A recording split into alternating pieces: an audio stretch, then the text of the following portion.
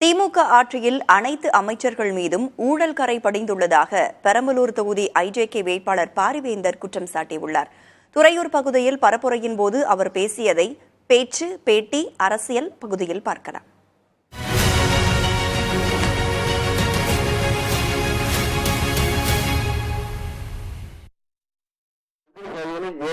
மந்திரிகள் இருக்கிறார்கள். அந்த 70 மந்திரிகள் ஒருவர் கூட இதுவரை 10 ஆண்டுகளில் லஞ்சம் வாங்கினாரு, இங்க ஊழல் பண்ணாரு, இங்க சொத்து சேர்த்தாரு அப்படிங்கிற எந்த குற்றமும் வரல. அதனால அப்ப தூய்மையாக ஆட்சி நடத்துகிறார்.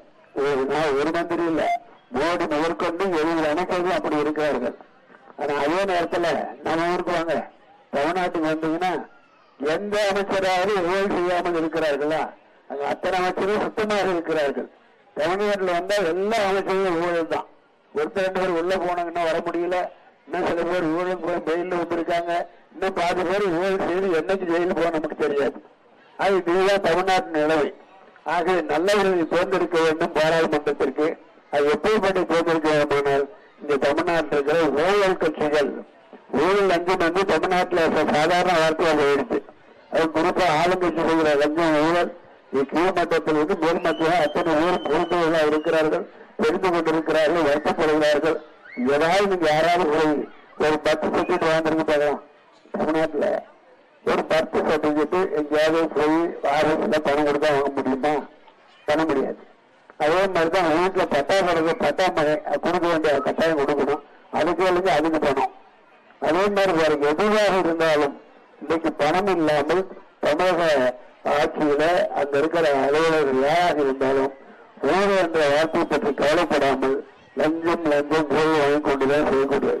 இது எல்லாத்துக்கும் உங்களுக்கு தெரியுது.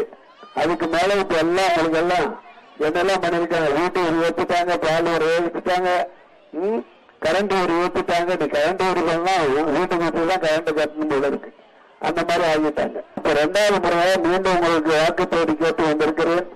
வருகிற இந்த நேரத்தில் மேலும் ஒரு வாக்குறுதியை கொடுக்கிறேன். அதுதான் முன்னாடி சொன்னது படிக்கிற பசங்களுக்கு. இப்ப நான் சொல்ல போறது எல்லாத்துக்குமானது. அதாவது உயிர் மருத்துவம் தரப்படும். உயிர் மருத்துவம் தரப்படும்.